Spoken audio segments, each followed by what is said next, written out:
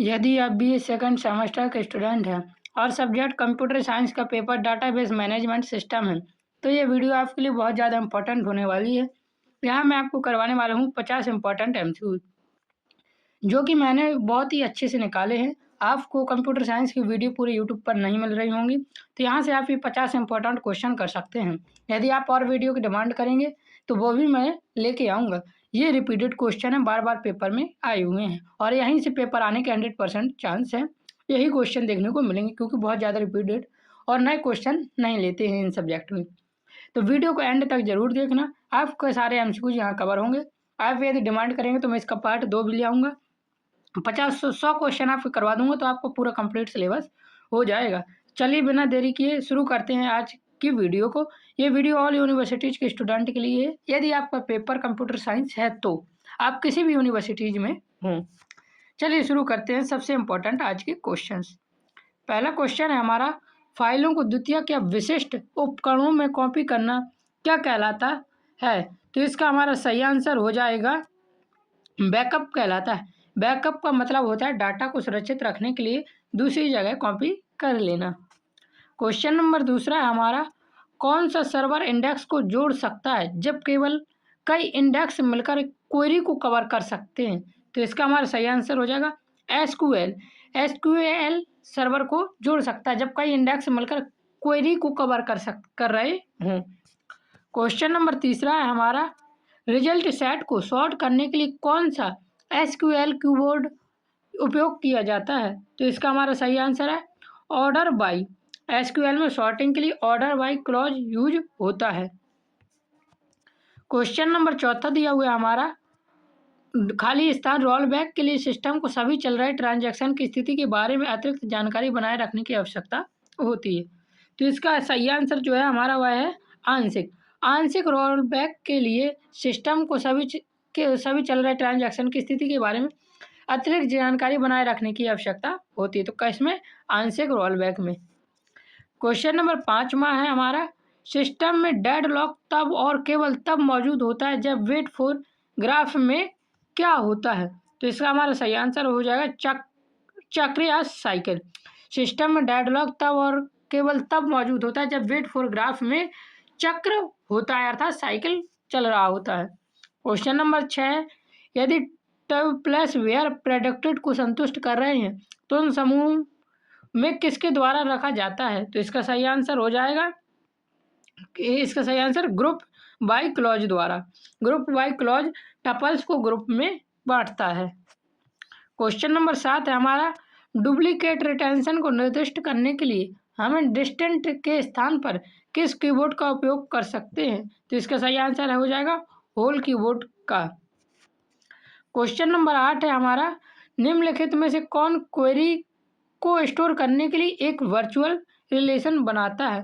तो इसका सही आंसर है व्यू। व्यू क्वेरी को स्टोर करने के लिए एक वर्चुअल रिलेशन बनाता है। क्वेश्चन नंबर 9 है, व्यू के मान को अपडेट करने पर क्या होता है? तो व्यू के मान को अपडेट करने पर उस रिलेशन पर प्रभाव पड़ेगा जिससे है परिभाषित किया गया है, अर्थात बेस रिलेशन पर व्यू का प्रभाव पड़ेगा उसे अपडेट करने पर। क्वेश्चन नंबर 10 है, खाली स्थान हमें खराब डिजाइन का पता लगाने में मदद कर सकता है। क्या हमें खराब डिजाइन का पता लगाने में मदद कर सकता है?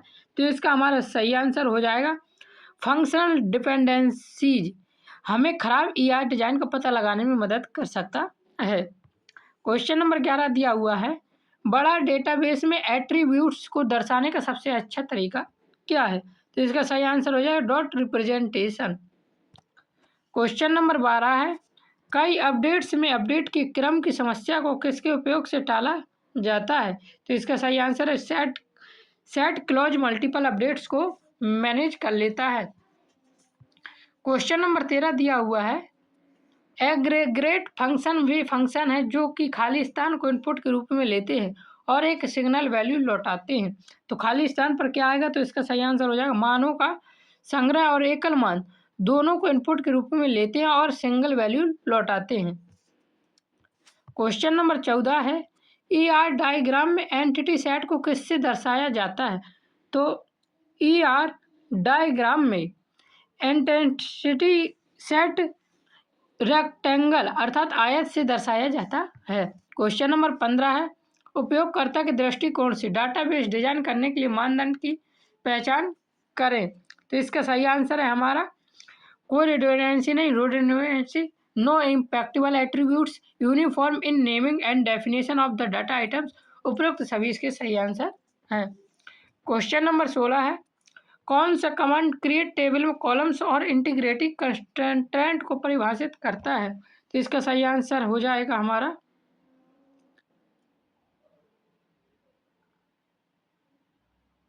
Create command. क्वेश्चन नंबर 17 है, निम्नलिखित में से कौन से डीडीएल स्टेटमेंट्स हैं। तो क्रिएट, ड्रॉप और अल्टर ये तीनों ही डीडीएल स्टेटमेंट्स हैं। क्वेश्चन नंबर 18 है, एसक्यूएल स्टेटमेंट में निम्नलिखित में से कौन सा भाग रो सिलेक्शन के लिए शर्तें बताता है। तो इसका हमारा सही आंसर हो जाएगा वेयर। क्वेश्चन नंबर 19 देखिए दिया हुआ है, कौन सा कमांड किसी टेबल के सभी रोज को हटाने की अनुमति देता है लेकिन रोल बैक जानकारी को बनाए नहीं रखता, जिससे यह अधिक एफिशिएंट होता है। तो इसका सही आंसर है प्राइमरी 19 का टर्नुकेट कमांड। क्वेश्चन नंबर 20 है, डिफ़ॉल्ट रूप से कौन सी की क्लस्टर्ड इंडेक्स बनाती है। तो इसका हमारा सही आंसर हो जाएगा प्राइमरी की। मैंने आपको 20 इंपॉर्टेंट एमसीक्यूज करवा दी, बाकी के 30 का पीडीएफ मैं आपको टेलीग्राम पे दे दूंगा, बिल्कुल फ्री में इसका आपको पीडीएफ मिलेगा। बाकी पीडीएफ पेड होते हैं, लेकिन इसका मैं आपको बिल्कुल फ्री में पीडीएफ दे दूंगा। आपको कितने क्वेश्चन चाहिए कमेंट में बता देना, मैं उतने क्वेश्चन का पीडीएफ तैयार कर दूंगा। तो जय हिंद, जय भारत, राधे राधे।